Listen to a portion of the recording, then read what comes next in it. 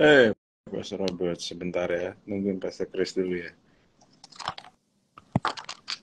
Masuk. Yuk. Udah masuk, udah. Halo. Oke. Aman ya suaraku? Aman, semua aman. Aman, Nah. semuanya. Aman. Ya. Oke. Ya. Selamat datang teman-teman semua di Lebih Dalam Lagi. Yaitu merupakan acara untuk tanya jawab hasil khotbah minggu kemarin. Dan judul khotbah minggu kemarin disampaikan Pastor Robert Sutanto adalah Strength is for Service, not status. Bahwa bagaimana kekuatan, kuasa, kelebihan itu ada untuk melayani, bukan untuk status atau bukan untuk pamer. Ya, apa maksud pernyataan ini ya? Ini yang bakal kita bahas. So, bagi teman-teman harus tahu dulu bahwa siapapun yang ingin bertanya silahkan tanya di question box. Bagi yang pengen, soalnya kalau cuma nanya di kolom komen ntar lama-lama ke bawah dan kita susah nariknya, apalagi suka hilang-hilang. So ya, itu kita bakal bahas itu. Silakan, you're more than welcome to ask questions, dan selama ada nyambung, tapi kalaupun misalnya nanti nggak nyambung, yang terakhir kita coba bahas deh. Oke, itu aja sih. Ya. Oke, Pastor Robert mau nyampein sesuatu dulu mungkin. Iya. Singkatan atau singkat ringkasan aja ya. Iya. Ringkasannya, oke. Saya mengambil ini dari satu ayat yang bagus sekali, yang diterjemahkan oleh MSG ya. Bukan monosodium glutamate, tetapi ini messenger. Roma, the message. Iya, the message. Ya. Paraphrase ya. Roma 15 ayat 1 dan 2. Di dalam bahasa Inggris itu bagus sekali dikatakan begini. Those of us who are strong and able in the faith need to step in and lend a hand to those who falter, and not just do what is most convenient to us. Wow. Strength is not for service, but status. Each one of us need to look after the good of the people around us, asking ourselves, how can I help? Ini sebuah ayat yang bagus sekali. Sangat bagus sekali dikatakan bahwa kita yang kuat dan mampu di dalam iman ya, harus bisa mengulurkan tangan untuk kepada mereka yang lemah, yang goyah. Jadi bukan hanya melakukan yang nyaman buat kita, yang penting gue enak, status gue bagus, ini ya bagus. Jadi nggak peduli sama lingkungan dan sama orang lain, saudara. Tapi di sini adalah kita harus bertanya kepada sekitar kita sebagai seorang pelayan ya, what can I do to help? Atau how can I help? Seperti demikian. Dan itu adalah yang diajarkan oleh Tuhan Yesus. Sebelumnya nih ada satu hal yang menarik, yaitu Mahatma Gandhi. Mahatma Gandhi itu mengajarkan bagaimana ketika seseorang ini ingin mengubah sesuatu, dia dikatakan komitmennya yang begitu teguh terhadap perlawanan tanpa kekerasan dan keadilan mengubah sebuah bangsa. Nah, sebenarnya Mahatma Gandhi ini mengambil pengajaran ini dari Tuhan Yesus. Dia itu sangat-sangat tertarik sekali dengan kekristenan. Cuma pada waktu itu, ketika dia mau masuk ke gereja, dia nggak boleh masuk gitu. Karena ternyata dia temukan kasta yang sama di dalam gereja sama yang di negaranya dia. Sehingga dia begitu pada waktu itu turn off ya. Tetapi dia tetap pegang tuh pengajarannya. Itu sebabnya pengajarannya dia itu adalah melawan tanpa kekerasan, melakukan kekerasan tanpa kekerasan. Itu yang sampai sekarang ini kan mereka itu mengubah sebuah bangsa. Nah, tentunya dia ngambil dari seorang yang aslinya adalah Tuhan Yesus. Dan Yesus sendiri mengajarkan bahwa ketika pada waktu dia didorong untuk kamu kan raja, the King of Kings, raja yang akan datang. Kamu bisa mengambil kuasa itu dan kamu dikenal sebagai raja orang Yahudi yang dinanti-nantikan seperti demikian. Tapi instead of doing that, daripada dia lupa diri, dia membasuh kaki murid-muridnya. Mengajarkan tingkat pelayanan yang paling rendah, yang paling sederhana, yang paling bawah, yaitu mencuci kaki murid-muridnya. Nah, ini luar biasa pesannya ini.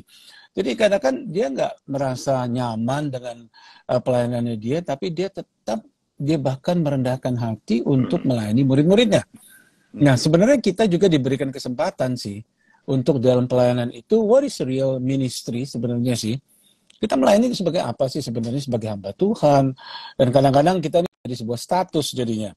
Status saya hamba Tuhan, ini begini. Padahal yang dinamakan hamba Tuhan itu, Pastor Chris pernah mengatakan dulu tuh bukan fungsi, tapi devosi.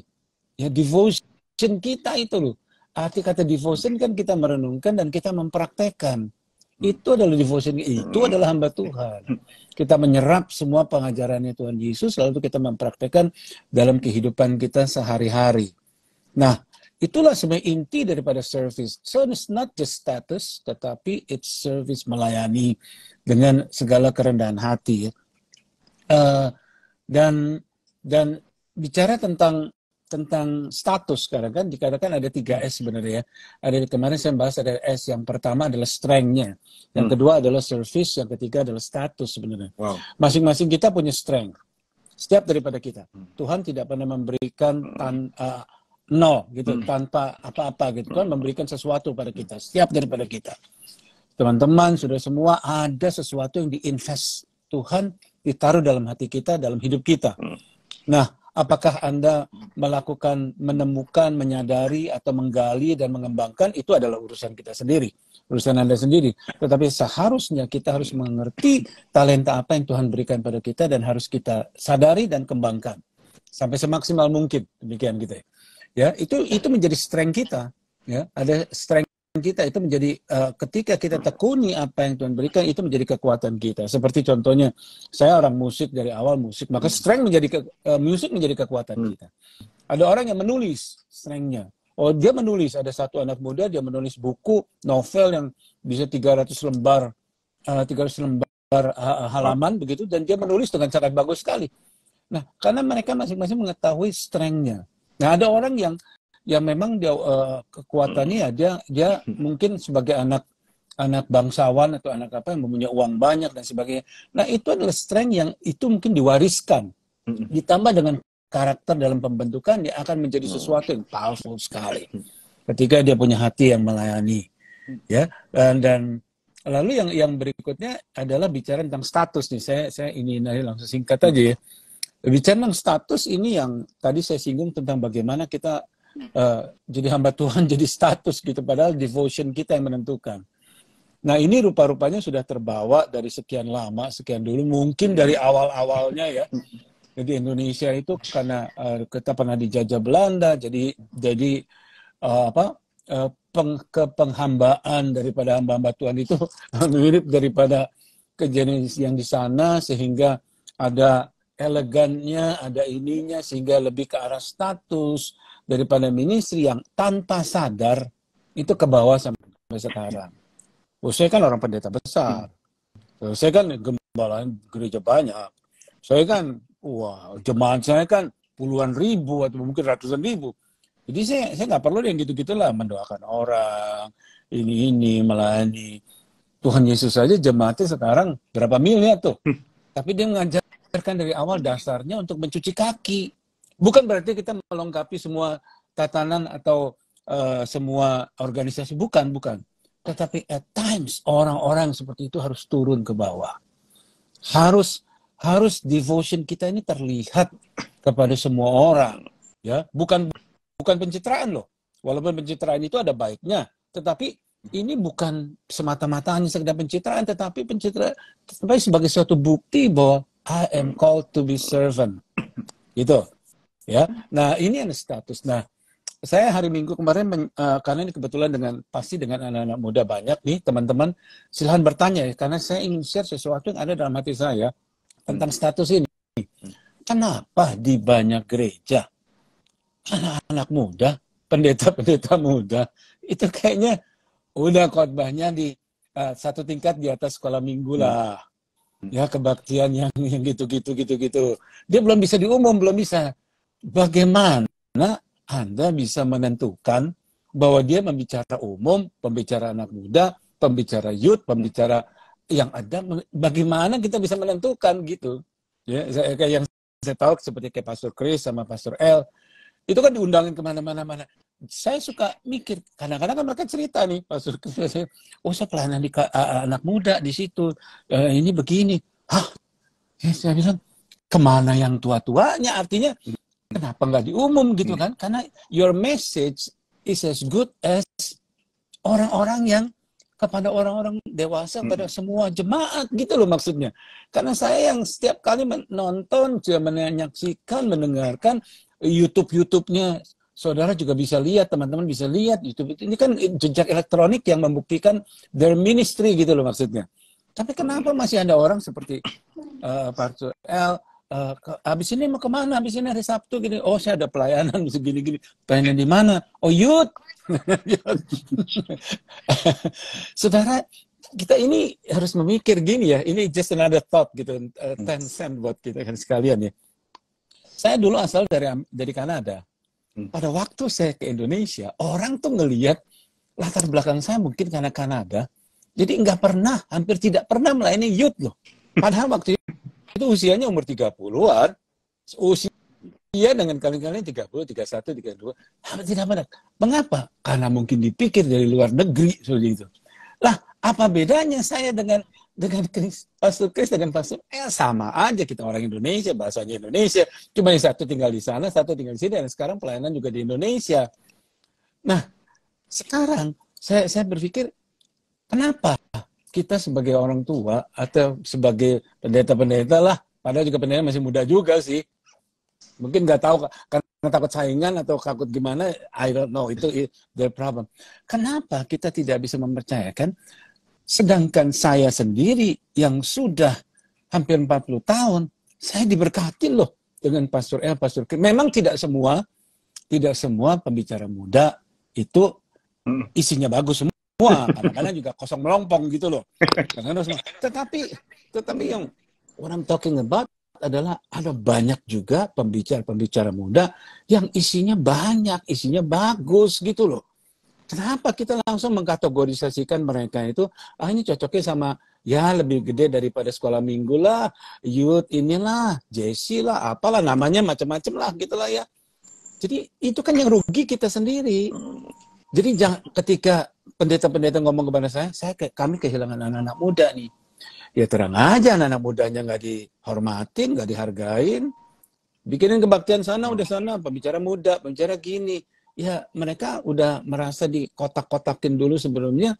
Dan demikian juga ketika pembicara-pembicara dikotak-kotakin gitu, I don't think it's good. Wow. Itu tidak baik. Mari kita buka, jangan sampai ada, oh ini pembicara untuk umur sekian, ini menjadi sekian, ini bicara sekian. Jangan kita mulai mengkotak-kotakan lagi deh. Itu loh, itu pesan saya buat kalian semua. Jadi maksudnya, pasti kita akan diberkati kok. Gitu loh. Sementara kita dulu deh. Powerful. Pastor Chris, want to say something? Ya, apa ya, bersyukur lah ya. Ada hamba-hamba Tuhan senior seperti Pastor Robert ya. Buat aku langka. Padahal kalau diperbanyak, aku rasa generasi ini hampir nggak ada ya kayaknya. Tidak terhilang. Ya hampir nggak ada benar. One of a kind lah. Jarang yang bisa mempercayakan gitu ya. Pada akhirnya kan khotbah itu kan dilihat dari kontennya, dari isinya. Pembahasan menurutku juga ada ruang untuk apa ya, karakteristik kita yang berbeda-beda ya. Kita semua kan berbeda ya.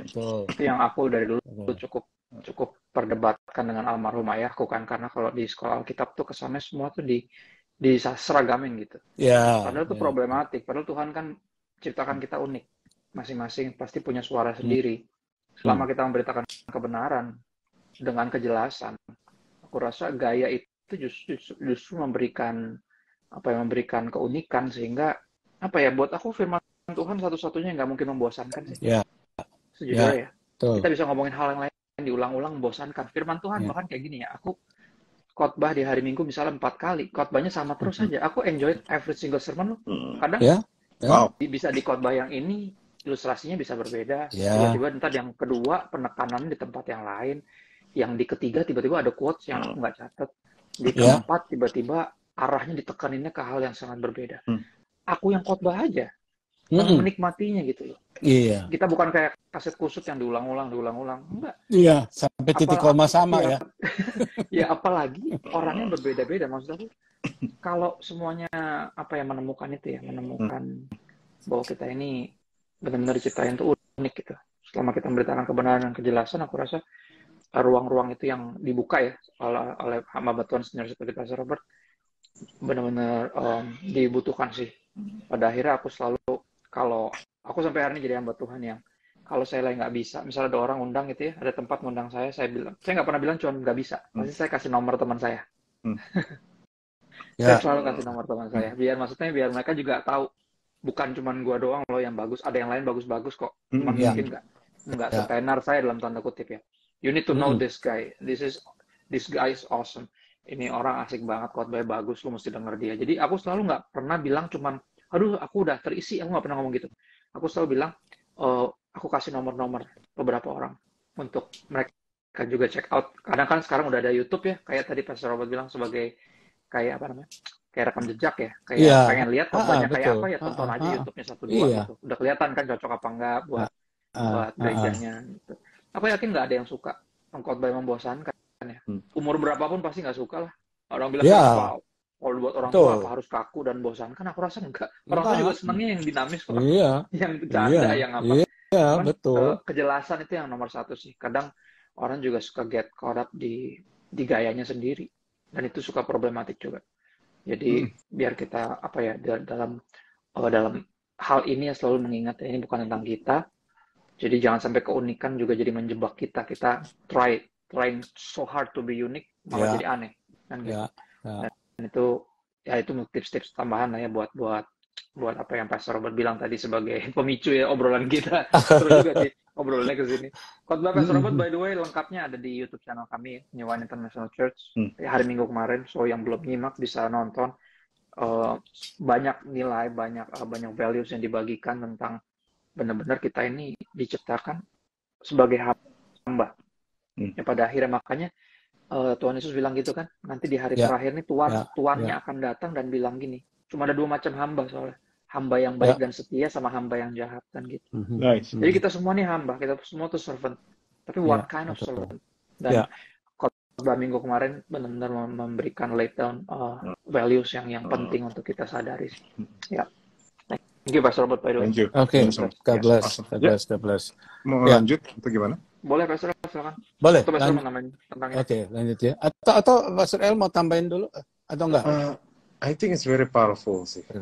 Minggu kemarin saya sangat menghargai, apalagi yang 7 titik kemarin, 7 value yang lainnya. Saya rasa itu sesuatu yang bisa menyegarkan orang. Beberapa saya iseng ngecek di snapgramnya New One juga beberapa orang concern di 7 titik itu. Bagi saya, I think Pastor Robert perlu bagiin 7 sisi pelayanan itu, yang 7S itu apa sih? I think you should need to share it.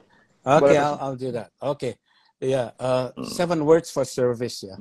Ini sebenarnya dasar daripada kita melayani dan saya kira ini akan terus berkembang 101, 201, 301 dan sebagainya. Yang pertama adalah selflessness. Selflessness ini artinya adalah bukan mengosongkan diri kita dalam arti kata pikiran kita kosong, bukan, tetapi melawan keinginan ego kita itu loh. Menempatkan kebutuhan dan kesejahteraan orang lain di atas kebutuhan kita. Kepentingan kita. Dengan kemurahan hati, kebaikan, kasih sayang, tanpa mencari keuntungan pribadi atau pengakuan. Tidak mudah, tetapi ini adalah fondasi kita. Tanpa mencari keuntungan pribadi atau pengakuan. Ini yang dikatakan bahwa ketika engkau melakukan, lakukanlah kepada Tuhan dan bukan kepada manusia. Itu selflessness, itu yang pertama, itu penting. Yang kedua adalah sacrifice. Pengorbanan. Di dalam hidup kita ini sebenarnya berkorban. Ya, apalagi kita punya anak, kita perlu memberikan waktu pada anak kita. Kita punya pekerjaan, memberikan waktu kepada pekerjaan kita. Kita sekolah, memberikan waktu untuk pelajaran yang in return kita akan mendapatkan ilmu, kita mendapatkan pengetahuan, kita mendapatkan anak-anak yang baik, anak-anak yang bagus, yang punya nilai. Tetapi kan itu semua dimulai dari pengorbanan dulu, bukan dimulai dari keuntungan dulu gitu loh. Ya, pengorbanan kita. Kita mau mengasihi Tuhan, kita mengambil waktu untuk membaca firman Tuhan, merenungkan firman Tuhan. Lalu kalau kita misalnya mau melayani, kita mengambil waktu untuk bagaimana sih melayani yang benar. Karena kita mesti belajar dulu, ambil waktu. Ya, atau kalau kita mau bekerja, bagaimana sih kita bekerja yang benar? Ya kita harus belajar dulu, diajarin dulu. Ya, karena itu ada namanya penyesuaian. Sekolah aja ada orientasi, gitu. Ya, orientasi itu kan sacrifice toh, pengorbanan kita kan. Yang ketiga ada support. Kita ketika kita melayani orang, itu it's support, ya, membantu, mendukung orang tersebut. Ya, misalnya orang itu dalam keadaan sakit, kita datang aja atau kita telepon, halo. Saya ingat seperti satu ketika ada seorang ibu yang di rumah sakit. Saya tuh nggak menyadari bahwa ternyata dia tuh ketakutan sekali, dan waktu kita telepon pakai video call mendoakan dia tuh merasa begitu takut di kamar itu, di rumah sakit itu. Waktu kita telepon, sebenarnya bentuk support kepada dia, berdoa mendoakan dia, mendampingi sebentar, ngobrol-ngobrol seperti gitu.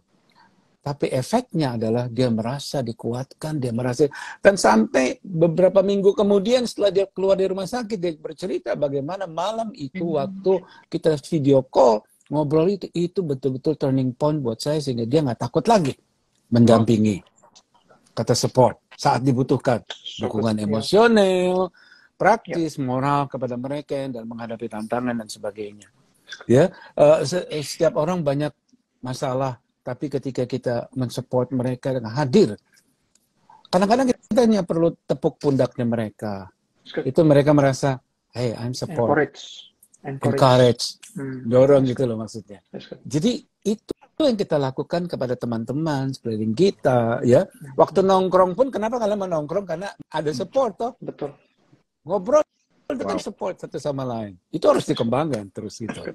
Yang keempat ada stewardship. Stewardship ini kita mengelola apa yang sumber daya yang dipercayakan pada kita, mari kita kelola.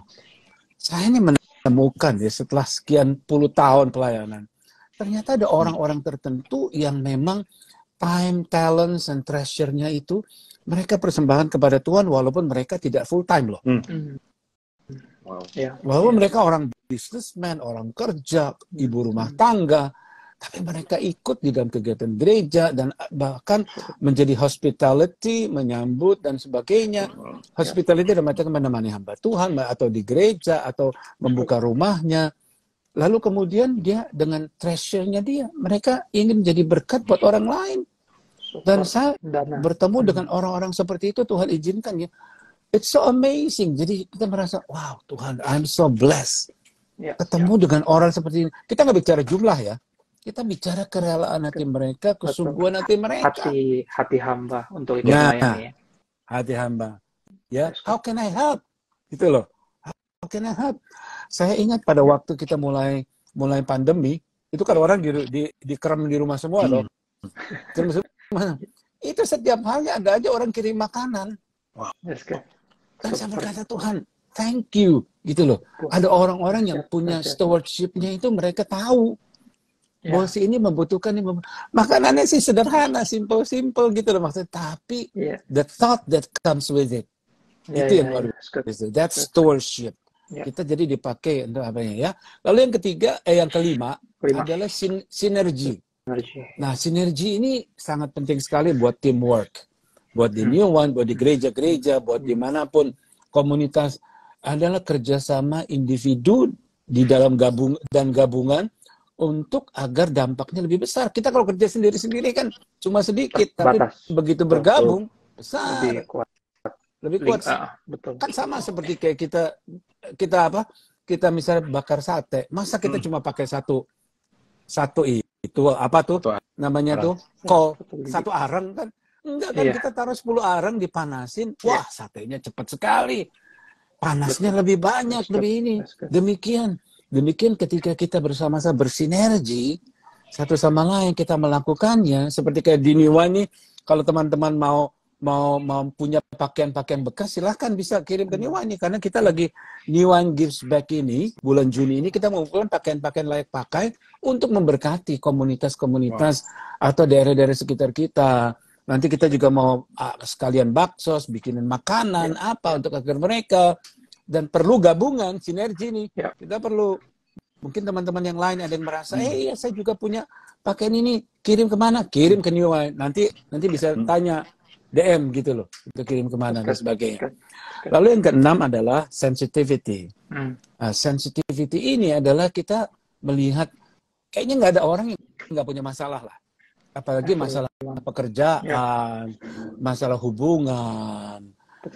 masalah hubungan dalam arti kata pacaran lah, apalah, inilah hubungan orang tua dengan anak dan sebagainya. Dengan kita menunjukkan empati, pengertian, hormat, dan penuh belas kasihan, maka mereka akan merasa bahwa kita ini peduli, empati gitu loh. Betul. Itu yang diperlukan. Mungkin kita nggak bisa menyelesaikan masalahnya dia lah. Tapi kita jangan menunjukkan empati kita sensitif kepada ininya mereka. Oh, mereka udah rasa thank you. You were there, gitu loh maksudnya. Ya, ada teman di situ yang mendukung support. Yang terakhir dari spirituality, tentunya kita membawa kembali semua bawa pada relationship kita dengan Tuhan. Berdoa, firman Tuhan. Nah, kita nggak bisa lari dari situ, karena kalau lari dari situ maka itu cuma hanya self-development. Tetapi kita kan punya dasar yang kuat firman Tuhan. Orang jatuh, orang jatuh 7 kali, tapi yang ke-8 dia bangun. Ya itu kan? Selalu benar toh? Bangkit 8. Jadi saya percaya 8 itu adalah angka yang sangat bagus sekali buat kita lah. Angka kebangkitan seperti itu ya.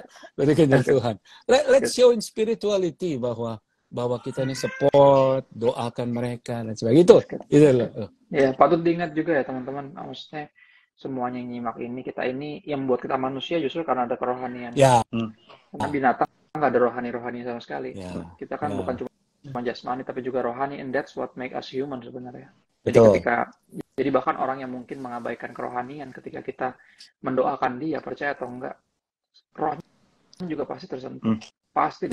Benar, secuek-cueknya dia, sekeras-kerasnya dia menentang Tuhan. Ya, kita punya hati untuk berdoa. Kita benar-benar sharing apa yang kita dapat, perjalanan kita sama Tuhan, kesaksian. Itu membangkitkan roh yang mati bahkan di dalam diri orang. Itu yang aku pelajari sih. Makanya postingan-postinganku kan tujuannya sebenarnya itu sih. Aku berbagi, membagikan perjalanan rohaniku dengan harapan yang lihat rohaninya bisa dibangkitkan. Itu kan idenya sebenarnya. Betul. Dan sebenarnya adalah ketika kita bisa memperlihat ini kepada mereka, mungkin bukan bahasa kita, tapi attitude kita yang ketuhanan. Artinya yang saya nggak bisa apa-apa nih, tapi saya bisa mendoakan. Nah, attitude seperti itu, mereka bilang ini sentuhan rohani. Karena semua orang juga tahu bahwa kita ini manusia udah sampai di sini doang, tapi ada another step up. Itu dari Tuhan. Seperti itu. Alright. Oke, udah ada pertanyaan Pastor Al mungkin? Sudah ada banyak, tapi tapi nggak ada yang nyambung so far. Ini beberapa gini. Nih ada pertanyaan nih, Kak, untuk tiketnya harga nih, stories gue nih. Harga berapa ya? Kalau Real Love Conference tiketnya ini 9 Juni dibuka kok. Ntar kamu lihat aja ya tiketnya harganya berapa. Iya, infonya tanggal 9 Juni. Ada yang nanya tiket, kita bingung juga apa tiket. Iya. Kita kira tiket apa gitu. Real Love Conference tuh 11 Juli yang kelasnya, tapi tiketnya dibuka 9 Juni. Jadi nanti kalian lihat aja ya dulu ya. Ditungguin dulu, sabar. Oke, udah. Nah, terus pokoknya ntar ada info. Iya. Silakan cek di itu ya, Niwan ya, di Instagram Niwan untuk lebih lanjut. Nah, ini ada beberapa pertanyaan, tapi nggak ada hubungannya sih. Teman-teman, silakan nanya pertanyaan-pertanyaan hubungannya dengan pelayanan ya. You're more than welcome untuk bertanya, silakan. Kita tunggu nanti sekitar, kalau nggak ada dalam 4 menit ke depan, sambil kita ngomongin tentang pelayanan, baru kita jawab ini pertanyaan-pertanyaan. Apa ya namanya? Silakan. Pastor Al mungkin. Apa yang kemarin didapat? Aku suka quotes yang kemarin Pastor Robert sebutkan ya. The measure of a man's greatness is not the number of servants he has, but the number of people he serves. Itu ini banget sih maksudnya. Jadi sebuah pengingat ya. Kita bukan punya berapa banyak kru, tapi kita udah melayani berapa orang sebenarnya kan gitu. Itu yang kadang orang nggak lihat ya. Orang kan selalu ngeliatnya, orang hebat Tuhan besar ya, jemaatnya ribuan. Maksudnya ya ribuan kalau dia cuman ya kan nggak melayani mereka benar-benar satu persatu, ada artinya. Ya orang suka lihat gitu. Gitu sih. Iya, saya sempat berbicara dengan beberapa orang yang cerita dengan jujur. Jadi kamu waktu selama pelayanan itu gimana dengan ini? Kamu kok bilang dia sebagai bapak rohani gini-gini? Oh iya gitu sih, kita nggak pernah di-mentor sedikit pun sih, cuma deket-deket aja gitu. Lu gimana sih? Itu kan beda artinya yang kamu bisa ngerti. Arti kata mentor gitu. Apalagi ya bapak rohani. Ya kan paling nggak kan ada hubungan. Ayah anak ngobrol gitu loh maksudnya. Ya enggak sih, jarang sih. Hubungannya lebih kayak fans sama yang diidolakan, Om. Nah. Bukan. Nggak bener kok kayak gitu ya tadinya. Iya itu fans itu fans itu. Nah itu dia yang salah satu yang ini banget sih, aku terberkati juga dengan kata-kata itu. Iya betul. Iya. Ya memang sih ukurannya bukan berapa banyak servant atau krunya, tetapi berapa banyak orang yang sudah dia layani. Iya. Berapa rela kita juga untuk melayani. Ya. Pada akhirnya ya almarhum ayahku kan selalu ngingetin ya, dari kita beresin bangku sampai jadi ketua sinode, dia bilang kita tuh hamba. Pada akhirnya kita semua harus terus melayani, jangan ada yang berasa udah besar sekarang saatnya saya dilayani. Saya udah menabur, saatnya menuai. Kita menabur terus kata Bapak. Betul. Bisa jadi generasi berikutnya yang tua. Iya, atau mungkin atau di tengah-tengah taburan kita menuai sedikit lah, gitu loh. Terus menabur lagi. Kan kita nggak pernah tahu toh. Iya. Itu sebabnya kita kan harus bersyukur terus setiap hari. Betul. Buat saya ada satu yang mesti dienyahkan segera ya. Namanya mental ini. Memandang pelayanan ada jenjang karirnya gitu loh. Ya. Itu tuh ngaruh banget sih. Jadi orang tuh ngerasa kayak saya udah di sini loh. Enak aja kalau kayak suruh ini loh. Masa kan? Iya. Jadi kayak kasta gitu dong ya. Nah itu yang buat aku problematik ya, karena jenjang karir kan adanya di dunia ini, bukan di dunia pelayanan. Pelayanan kita semua hamba kok pada akhirnya. Makanya keep on serving. Ya kan Tuhan Yesus pernah bilang gitu kan, ketika Tuhan udah ngeliat seorang hambanya udah kayaknya udah beres kerjaannya, apakah dia langsung tawarin makan? Kan enggak. Justru dibilang beresin dulu semuanya sampai udah semuanya udah kelar baru kamu makan. Apakah dia akan mengucapkan terima kasih? Bahkan juga enggak, bahkan dalam itu ya, ini kan konteksnya Tuhan sama kita ya. Betul. Jadi ketika kita habis melayani itu, ayat itu kemarin baru saya bahas juga, baru saya bagikan, dan itu juga mengingetin saya. Ayat itu bilang ketika kita udah lagi melayani, kita harus bilang sama diri kita, saya ini hamba yang nggak berguna. Saya cuma melaksanakan apa yang emang harusnya saya lakukan. Dan itu mentalitas itu kita kepada Tuhan ya. Tapi kalau kita kepada sesama, pada akhirnya ada unsur ke sana ke Tuhannya, tapi kepada sesama kita tentunya saling menghargai ya. Kita akan bilang thank you ya. Lu udah kalau nggak ada lu ini apa ribet, tapi thank you banget udah apa ya, tadi kalau Pastor Robert bilang tuh kayak bantuan yang thoughtful ya. Thank you. Udah peduli, udah sensitif, udah peka, udah mau bantuin gitu. Dan itu di antara kita itu yang harus kita miliki. Tapi kalau kita sama Tuhan, kita harus menyadari bahwa Tuhan nggak perlu bantuan kita. Gitu. Jadi jangan pernah ngerasa udah di posisi yang gimana. Dan Bapak selalu bilang itu mesti segera dienyahkan tuh mental mental jenjang karir itu. Iya, betul. Apalagi melabelkan diri kita, oh ini pendeta 1 juta umat atau gimana gitu misalnya kan ya. Jadi kalau masih ratusan nggak boleh gitu loh, dia 1 juta ukurannya.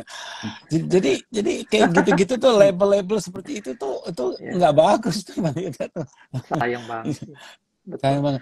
Murid-murid juga diajarin sama Tuhan Yesus ya, ketika mereka habis pelayanan ribuan orang ya, kasih makan puluhan ribu, 5.000 laki-laki.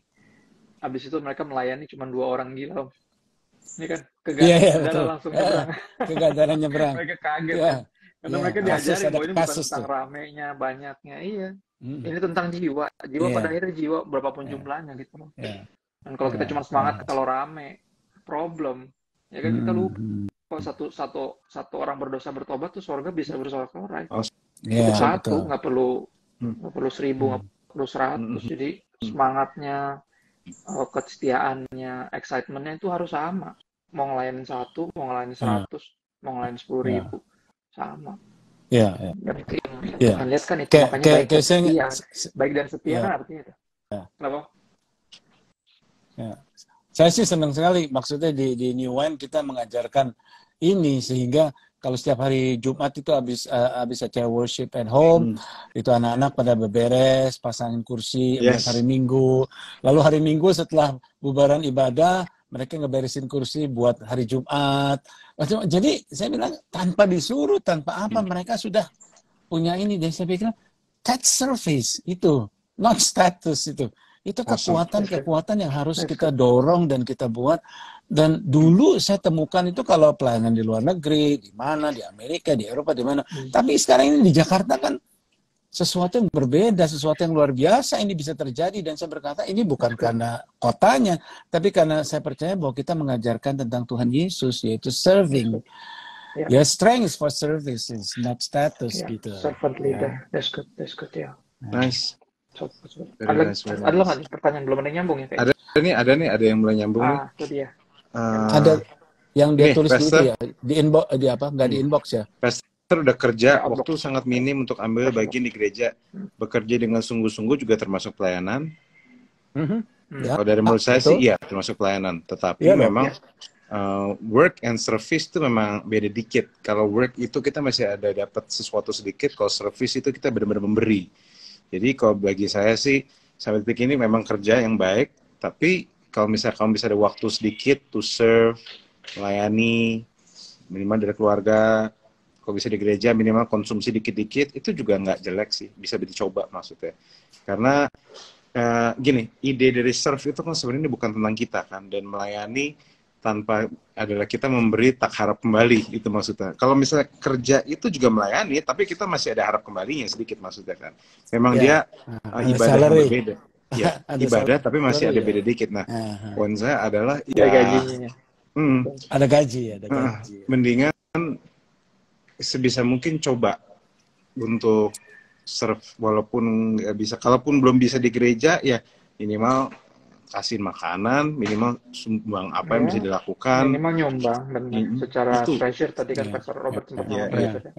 Aku rasa bisa. Banyak hal yang bisa kita ambil bagian. Banyak. Dan mesti ngeliat itu. Karena kerjaan kita, sejujurnya ya tadi benar dibilang, banyak kan emang fokusnya diri kita sendiri. Kalau kita cuma ngerjain bagian kita doang dan itu bukan tanggung jawab kita juga digaji. Pelayanan di mana gitu. Iya, betul. Iya. Iya, seperti kayak di gereja, kayak di New Wine tuh. Seperti kayak di New Wine tuh kan setiap kali habis kebaktian itu kan kayak ada kebaktian kedua gitu ya, maksudnya kan fellowship gitu loh, ada kira-kira 40-60 orang kumpul makan. Nah, makanan itu tidak diambil dari uang gereja loh. Itu ada beberapa ibu-ibu yang kumpulin duit yang mereka menggunakan service-nya itu loh, sebagai treasure-nya nih, mereka kumpulin duit lalu pikirin beli makanan apa, melayani.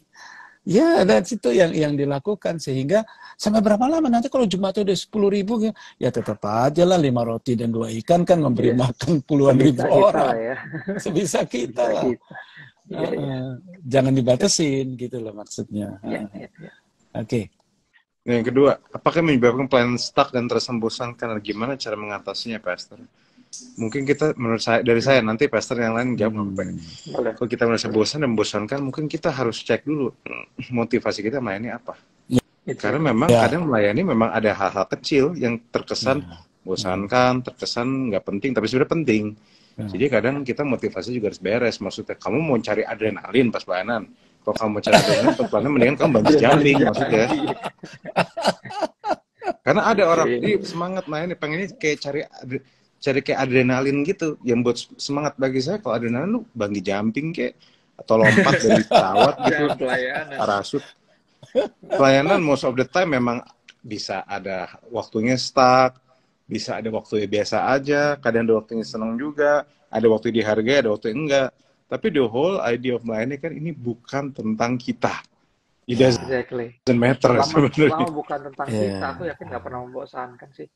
Kalau tentang kita, pasti kan kita ngeliat selera kita. Kalau nggak sesuai, kita nggak suka, pasti kayak gitu. Kalau tentang kita semua, pasti sejujurnya kita bosan. Karena kita ini nggak diciptakan buat kita diciptakan buat Tuhan. Dan ketika kita diciptakan buat Tuhan, kita hidup buat Tuhan, kita jadi berkat buat sesama. Dan itu caranya sebenarnya. Bagus Pastor bilang tadi, motivasinya coba dipertanyakan gini, jujur ya, orang pasti nanya misalnya kayak, bisa nggak sih orang bosan? Kayak misalnya dalam pernikahan deh, aku pernah nggak bosan sama istriku? Nggak pernah. Sama kayak saya nggak pernah bosan sama orang tua saya. Iya, bisa. Saya bosan sama orang tua saya. Aneh-aneh aja. Maksudnya, walaupun nggak sempurna, walaupun mungkin orang tuanya yang lain mungkin lebih ramah, lebih apa. Tapi saya nggak bisa bosan sama keluarga saya sendiri. Orang keluarga saya kok aneh kan. Padahal kegiatannya jujur ya, dalam pernikahan, maksudnya tiap hari kita kegiatannya gini-gini aja. Pagi bangun, beresin anak-anak, segala macam. Orang kan bilang bosan tuh karena kegiatannya sama. Atau sama orang yang sama. Enggak tuh, tergantung kalau kita in love. The key is, kita ini in love apa enggak. Kalau kita in love, nggak ada bosan tuh sama ya. Aku ngerasa bosan itu kayak jiwa kita tuh kehilangan sense of purpose. Makanya itu kita bosan. Ya, kalau kita lihat misalnya tukang sapu contoh yang jalanan itu kan tiap hari nyapu, pernah bosan nggak? Kalau dia yang ngerasa itu callingnya dia dan dia passionate, pasti dia nggak pernah. Aku pernah lihat di deket sini ada ya orangnya apa ya, aku ngelihatnya sebagai orang yang mungkin ya agak keterbelakangan mental ya. Tapi yang aku belajar dari dia, passionnya dia tukang parkir dekat sini, dekat rumah saya nih, dekat mall. Wah, passionate banget. Gila passionnya, gue bilang seru banget nih orang. Dan dia tiap hari kayak gitu. Aku aja ngobrol nyambung gitu ya, tapi seru. Orangnya kayak agak, aku bilangnya apa, kayak hyperaktif gitu.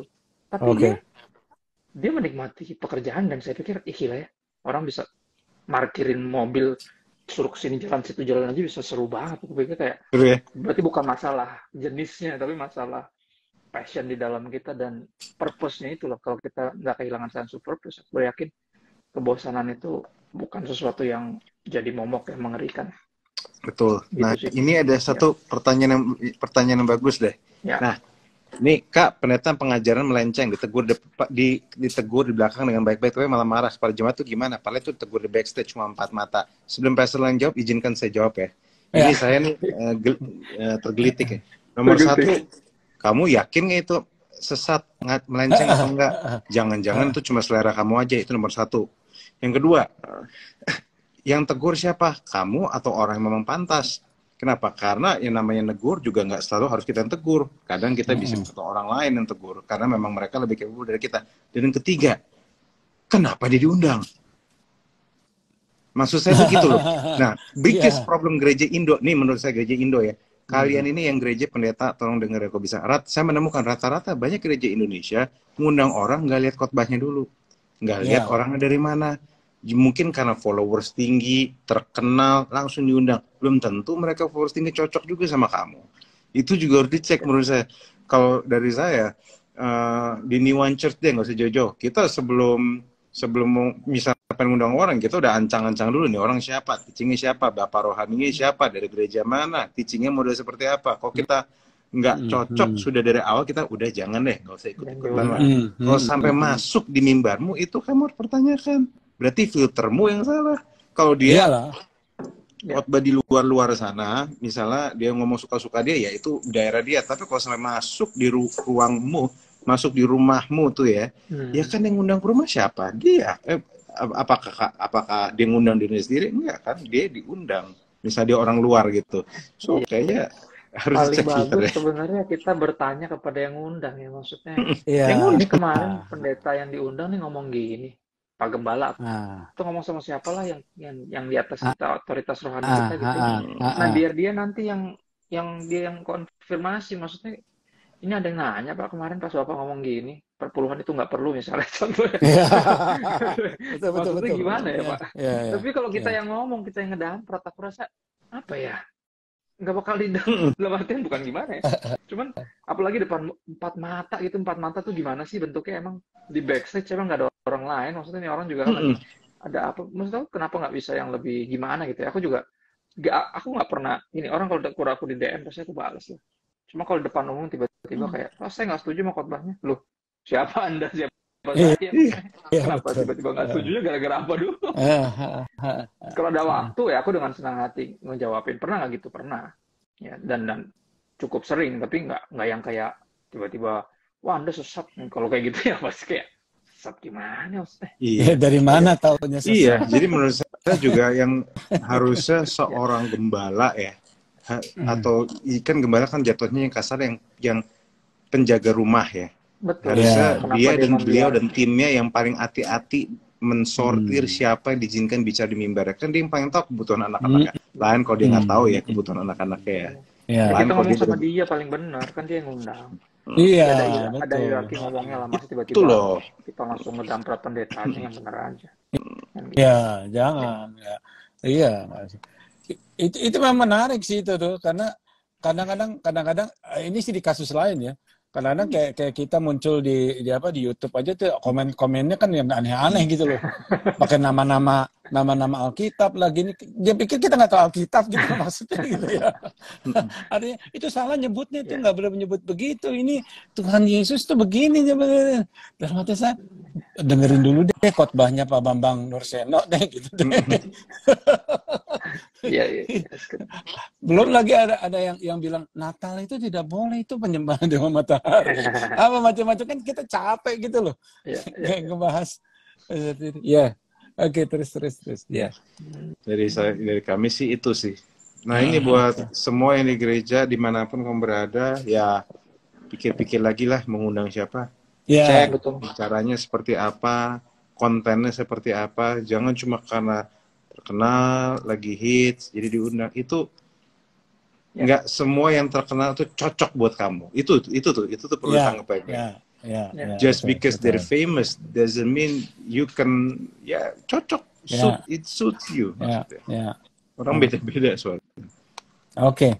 Nah, ini ada lagi nih, tunggu. Ada apa pendapat pastor tentang people pleaser? Apakah itu berhubungan dengan selflessness? Gimana pastor? Itu salah satu dari 7 tadi, selflessness. People pleaser beda dong. Lawannya people pleaser itu kan nyenengin orang gitu misalnya. Misalnya gini, misalnya dia katakan, ini khotbahnya hari ini kurang lucu ya. Coba minggu depan yang khotbah harus lebih lucu dong. Nah, itu kita people pleaser tuh kalau kita ngikutin dia tuh. Gitu. Tapi kalau selflessness ini kan bicara tentang pelayanan ya. Kita melayani orang lain gitu ya. Bukan people pleaser jadinya. Dia, apa yang dia perlukan, bukan apa yang dia perlukan. Inginkan kadang. Iya, betul. Kita nggak melayani, kalau kita melayani selera orang, kita people pleaser. Kita nggak melayani selera. Betul. Kita melayani keperluannya, dia perlu apa, kan gitu. Bukan people pleaser larinya. Dan people pleaser sangat berkaitan dengan justru selfishness. Kenapa? Karena ketika kita misalnya kita jadi people pleaser ya, kita berarti yang kita pikirin adalah pendapat orang tentang kita. Maka kita pengen menang kan gitu. Itu kan ada efeknya, malah justru selfishness larinya. Iya, itu undang tuh yang itu lucu sekali tuh kalau ngomong lucu. Apa isinya? Lucu aja pokoknya. Gak tahu sih. Gak tahu isinya. Lucu aja yang penting. Iya, itu kan. Iya. Yang menarik tapi selflessness dan people pleaser. People pleaser nampaknya yang membuat kita sering jadi tanpa antara sadar atau nggak sadar seringkali mengecewakan Tuhan ya. Pada akhirnya aku pernah bikin kaos tulisannya takut akan manusia adalah permulaan lawannya takut akan Tuhan gitu. Kita lebih mikirin apa kata orang daripada apa kata Tuhan. Padahal ketika kita lagi bahas tentang Roh Kudus pun kita mesti ingat dia pribadi yang bisa didukakan kan gitu. Ya, jadi mendingan biar perasaan Tuhan yang paling kita pikir nomor 1 lah. Bahkan dalam melayani kan gitu. Soalnya kalau people pleaser ya, Pastor pernah ngomong berkali-kali ya. Kalau kita berusaha nyenangin orang nggak bakal pernah bisa karena ada aja yang nggak suka pasti. Yesus aja nggak suka apalagi saya. Betul. Nggak ada sih yang sepenuhnya bisa menyenangkan orang. Gini, saya belajar bahwa be nice sama orang beda sama people pleaser. People pleaser itu udah sampai menurut saya abuse, sampai berusaha bahkan nyenengin orang demi supaya mereka tuh bisa dapat keuntungan. Menurut saya itu udah masuk kategori abuse karena takut ditolak dan sebagainya. Kita be nice sama orang baik.